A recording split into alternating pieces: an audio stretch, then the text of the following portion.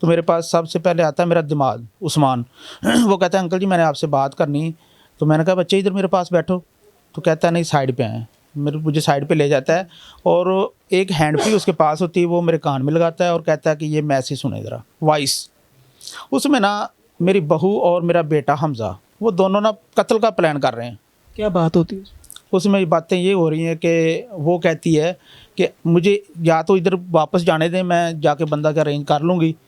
तो उसने कहा नहीं भाभी मेरे पास पैसे भी हैं, तो मैंने बंदे भी अरेंज कर लिए हैं, तो आप बेफिक्र हो जाएं, मैं मार के कत्ल करवा के दरिया में फेंक देंगे, सारी ज़िंदगी आप भी मुंह ना खोलना मैं भी नहीं खोलूँगा। ये ऊपर वाले हमारी मालिक मकानी है ना, जो उसने अपनी आंखों से ये वक़ूआ होते हुए देखा था। तो उसने ये कहा था कि हम आपको बता देते हैं, लेकिन ना हमने कोई थाने जाना है ना कचहरी जाना, इस तरह के मामला ना कैमरे के सामने भी नहीं है? किसी के सामने नहीं आना, सिर्फ आपको बता देते हैं कि आपके घर में ये कुछ हुआ है। लेकिन ये बात दफनाने के बाद उन्होंने बताई। मैंने डेड बॉडी अंदर से उठाई, आके अंदर से उठाई है, लेकिन इन्होंने यही बोला कि वो वॉशरूम में गिरी हैं और ये सर को चोट आ गई, ये खून उस चीज़ का है। तो जारी बात है बेटा था मेरा, वो भी सक्का बेटा है, दिमाग है, बहू है, इन तीनों रिश्ते में किस पे शक करता। अस्सलाम वालेकुम नाज़रीन, मैं आपका मेज़बान उस्मान और आप देख रहे हैं मेरा पंजाब। नाज़रीन, कृष्ण नगर में एक बहू जो है वो अपनी सास का मर्डर करती है। इस पूरे केस में जो है इस वक्त मेरे साथ जो खतून मर्डर जिसका हुआ उनके हस्बैंड मेरे साथ मौजूद हैं, जो कि बच्चों के वालिद हैं। इनसे बात करते हैं और जानते हैं कि आखिर ये इस मामले को किस तरह से देखते हैं और जब मर्डर किया जा रहा था ये उस टाइम पे कहाँ पे थे। अस्सलाम वालेकुम सर। जी वालेकुम सलाम। कैसे हैं आप? अल्हम्दुलिल्लाह। सर मुझे बताइएगा आपकी शादियाँ कितनी हुई हैं? 2। और ये जो बच्चे हैं ये किस शादी में से थे, और जो पहली दूसरी जो आपकी शादी है उसमें से कितने बच्चे हैं? 3 बेटे हैं। और इसमें से कितने हैं? इसमें से नहीं है। इसमें से कोई बच्चे हाँ नहीं? जी नहीं। अच्छा मुझे बताइएगा, जब ये मर्डर किया गया तो आपको कब पता चला कि इतला मिल गई कि मर्डर हो चुका है या हॉस्पिटल लेके जाना है, बाथरूम में गिर गई हैं, क्या हुआ? नहीं मैं रूटीन में घर आया हूँ, तो आके मैंने दरवाज़ा लॉक किया है, तो आगे से मेरा दिमाग आया। उसने कहा कि आंटी वॉशरूम में गिर गई हैं, तो आप ना 1122 पे कॉल करें। तो मैंने वहाँ खड़े होकर ना नंबर मिला दिया है। तो ठीक 10 से 15 मिनट में ना एम्बुलेंस को मैं लेके इधर पहुँच जाता हूँ। जब घर आता हूँ तो आगे देखता हूँ तो उनकी डेथ हो चुकी थी, लेकिन हमें फिर भी मुझे यकीन नहीं हो रहा था। इतनी देर में एम्बुलेंस वाला अंदर आ जाता है, वो मुझे कहता है कि आपका क्या रिश्ता है। मैंने कहा मेरी मिसेज है। उसने कहा इनकी डेथ हो गई। तो मैंने कहा नहीं यार डेथ नहीं हुई इनकी, क्योंकि बाज़ दफ़ा पहले भी ना उनका सांस फूल जाता था, वॉशरूम में जाके वापस सांस फूल जाता था, वो डॉक्टर के पास ले गए या इधर कभी वो शुगर वगैरह की दवाई देनी तो उन्होंने ठीक हो जाना। तो मैंने कहा उनकी डेथ नहीं हुई, तो मैंने हॉस्पिटल लेके जाना है। उसने कहा हमें तो कोई इतराज़ नहीं आया, हम तो आ गए। हमने उसी तरह वो स्ट्रेचर के ऊपर डाली और हॉस्पिटल ले गए। रास्ते में मुझे बताएं कि जब उस्मान ने आपको बोला घर के बाहर के हॉस्पिटल लेके जाना, तब आपने कोशिश नहीं की, आपका दिल नहीं चाहा कि आप अंदर जाके देखें कि इस वक्त सूरत हाल क्या है? आप बाहर से ही आपने? नहीं मैंने डेड बॉडी अंदर से उठाई, आके अंदर से उठाई है, लेकिन इन्होंने यही बोला कि वो वॉशरूम में गिरी हैं और ये सर को चोट आ गई, ये खून उस चीज़ का है। तो जारी बात है बेटा था मेरा, वो भी सक्का बेटा है, दिमाग है, बहू है, इन तीनों रिश्ते में किस पे शक करता। शक की गुंजाइश ही नहीं थी, ना ही मैंने फिर कोई सवाल जवाब किया। अच्छा बताएं, आप हॉस्पिटल ले गए, हॉस्पिटल में क्या मामला हुआ? हॉस्पिटल में मैं ले जाता हूँ तो उधर उन्होंने डॉक्टरों ने जब कन्फर्म कर दिया ना कि इनकी डेथ हो गई है, उसके बाद पुलिस वालों ने उधर मुझे शक डाला है। उन्होंने कहा कि ये ना पुलिस केस है। मैंने उधर भी ये बोला है कि मेरे एक बेटा, बहू और दामाद वो तीनों मौके पे मौजूद थे, इस तरह का कोई मामला नहीं है, तो आप ना ऐसी बातें ना करें।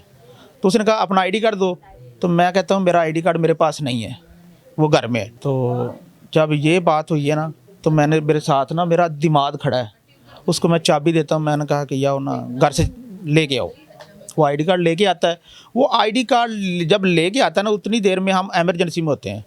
उधर पुलिस वाला आता है, वो कहता है कि ये मैंने आपकी तस्वीर कार्ड की ले ली, आप डेड बॉडी ले जाएं।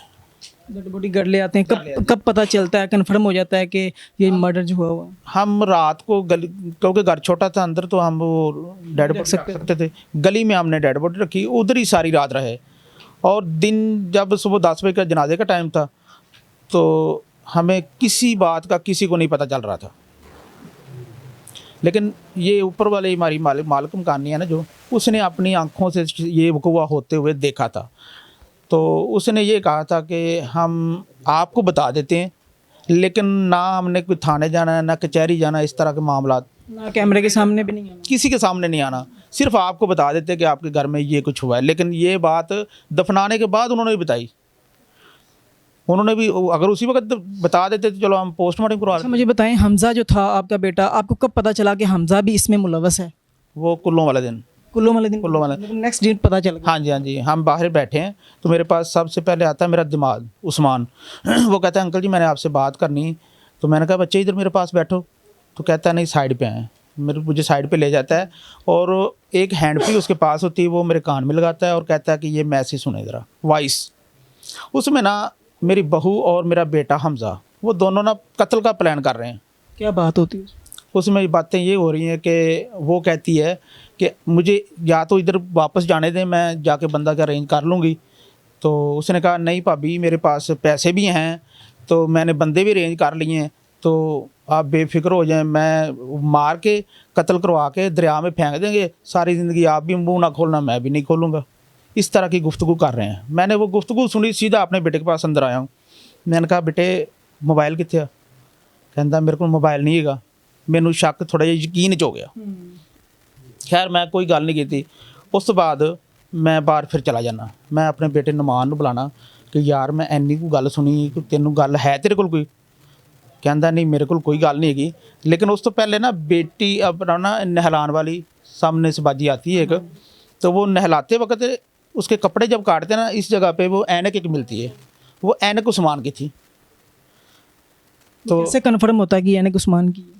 वो इस तरह कन्फर्म होता है कि वो नहलाने वाली जो आंटी है ना, तो वो कहती मेरी बेटी को ये आपकी अम्मी की ऐनक है। उसने कहा मेरी अम्मी तो ऐनक लगाती नहीं, लेकिन उस वक्त भी किसी का शक नहीं किया। तो हम जाके 10 बजे दफना के वापस आ जाते हैं। तो बेटे ने भी कोई ऐसी बात मुझे शो नहीं करवाई कि मैं वो एक ही बात, नहीं पापा जी ऐसी कोई बात ही नहीं। जब मैंने रिकॉर्डिंग की बात बताई ना उसको कि मैंने ये रिकॉर्डिंग सुनी, उस वक्त फिर उसने सारी बात बता दी। तो मैं सुन के फिर परेशान हो गया। अच्छा मुझे बताएं, ये जो आपकी जो बहू थी उनके उस्मान के साथ ताल्लुकात, ये आपको कब पता चला कि ताल्लुकात हैं? ये जब हमज़ा ने घर में कुछ नहीं बताया, हमज़ा ने घर में यही बस बताया कि हम तीनों प्लान कर रहे थे 3 माह से, तीन माह से प्लान कर रहे थे। तो लेकिन मौका नहीं बन रहा था। पहले वो कहता कि उस्मान मुझे अकेले को कहता था कि आप ये काम करो। तो आखिर में मैंने कहा नहीं यार मैं ये काम नहीं कर सकता अकेला, ना ही मुझसे होना है। तो अच्छा, उस्मान जो था कब कब आपके घर आता था? पहले से आता था या हफ्ते में 1-2 चक्कर लगते थे? क्या सीन था उसका,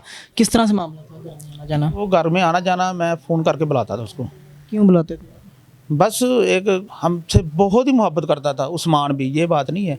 उस्मान ने कभी करता था या उसकी आशिकी यहाँ पे छुपी थी, क्या मामला? नहीं, ये तो हमें दूर दूर शक भी नहीं था। लेकिन आपसे मोहब्बत करता था, ये तो आपको पता ना। हाँ जी, हाँ जी, ये बात नहीं। उस्मान इधर ही बैठता था, इधर ही खाना खाता था और इधर से चला जाता था। बहुत अच्छा था।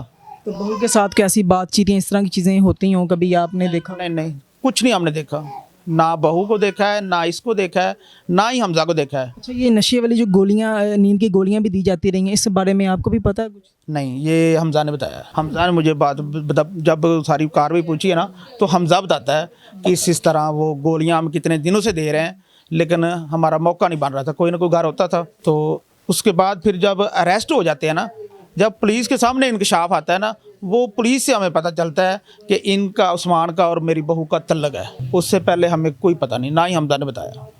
ये जो उस्मान था यहाँ पे ये टाइम स्पेंड भी करता था, तो आपका जो बेटा है मतलब कि जब ऑफिस चले जाता था, ये सब सारी कार्रवाई तब की जाती थी? नहीं, जब हम घर में होते थे तब आते थे, ये नहीं कि अकेला आते थे। तो अगर आपका आपने बाहर की वीडियो निकाली ना मोहल्ले से, उस वीडियो के मुताबिक जो उस्मान है ना वो 55 मिनट अंदर रहा है, जबकि वो बोलता है मैं 5 मिनट पहले आया हूँ। अच्छा मुझे बताएं, आपका जो, क्योंकि आपके हमने दूसरे इंटरव्यूज़ किए, उसमें आपकी जो फैमिली उनके लोगों ने बताया कि उस्मान जो है अंदर अनीला जो है उसके साथ टाइम स्पेंड करता था, दूसरा जो बेटा हमज़ा वो बाहर ध्यान रखता था ताकि वालदा ना यहाँ से आ जाए या बाहर से कोई ना आ जाए।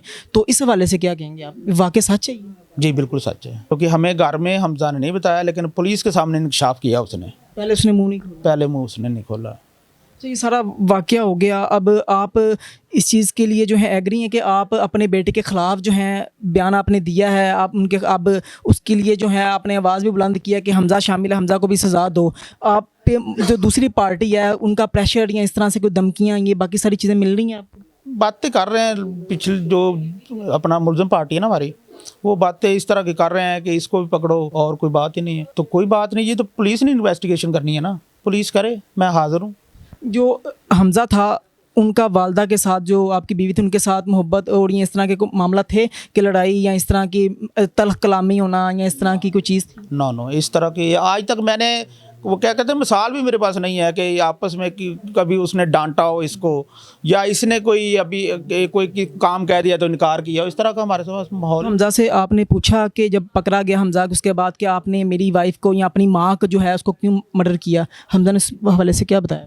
हमजा से पूछा है मैंने, तो मैंने कहा चलो उन दोनों से पूछ लेंगे क्यों मारा है, आप क्यों इस बात में इन्वॉल्व हुए हो। कहता है कि वो मैं एक दिन चावल खा रहा था तो मामा गुस्से से देख रही थी। मैंने कहा ये कौन सी बात है यार, वो कल उसको मैं आपको गुस्से से देखूंगा, आप ये काम कर दोगे, ये कोई बात नहीं है। उसको बात ठोस सबूत बताएं। लेकिन वो पुलिस को उसने फिर इंकशाफ किया है कि हम इसका वो उस्मान का और अनीला का आपस में तल्लक था, तो मैं बाहर खड़ा हो जाता था ध्यान रखने के लिए, इधर उसने नहीं बताया, उधर जाके इंकशाफ किया। नाज़रीन, आपने तमाम तर कहानी जो है इनके वालिद साहब इनकी ज़ुबानी सुनी है कि किस तरह से सारा वाक़या पेश आया। आखिर में इनसे जानेंगे कि आप किन से अपील करना चाहेंगे। आईजी पंजाब में मरियम नवाज शरीफ हैं, किन से अपील करना चाहेंगे और क्या अपील करना चाहेंगे, क्योंकि पुलिस ने आपका साथ भी दिया है। अभी आपका केस जो है कहाँ पे रुका हुआ है, कौन रुकावट है, दाद रसी जो है वो क्यों नहीं हो पा रही? नहीं, हमारी ना FIR नहीं हो रही थी, तो मैं बच्चों को साथ लेके एक दफ़े CCP पास गया हूँ, तो उन्होंने आधे घंटे में हमारी FIR करवा दी। आधे घंटे में CCP साहब ने हमारी FIR करवा दी। मरियम नवाज़ है ना, मरियम नवाज़ है, IG पंजाब साहब हैं या CCP साहब हैं, और पुलिस हमारे साथ तामन कर रही है। ये पहला रिमांड लेके आ गई है, तो अल्हम्दुलिल्लाह हम फ़िलहाल मुतमईन हैं पुलिस के रवैये से। तो उनसे मेरी हाथ बांध के अपील है कि वो हमें इंसाफ दिला दें। IG पंजाब साहब, CCP साहब, वज़ीर आला पंजाब मरियम नवाज़ साहब। नाज़रीन, आपने इनकी तमाम तरह गुफ्तगू सुनी है कि इनको इंसाफ चाहिए। अब पहले बेटी ने बयान दिया, भाइयों ने बयान दिया, बहू ने बयान दिया, सब ने बयान दे दिया है, बहनों ने भी बयान दे दिया है। अब वालिद जो इनके, उन्होंने भी बयान दिया है कि इनको इंसाफ चाहिए, ये इंसाफ के लिए खड़े हैं। आप इस केस के हवाले से अपनी क्या राय रखते हैं? अपनी जो कीमती राय है उसका इज़हार कमेंट सेक्शन में ज़रूर कीजिएगा। इसी के साथ अपने मेज़बान को इजाज़त दीजिए। देखते रहिए मेरा पंजाब, तब तक के लिए अल्लाह ने के बाद।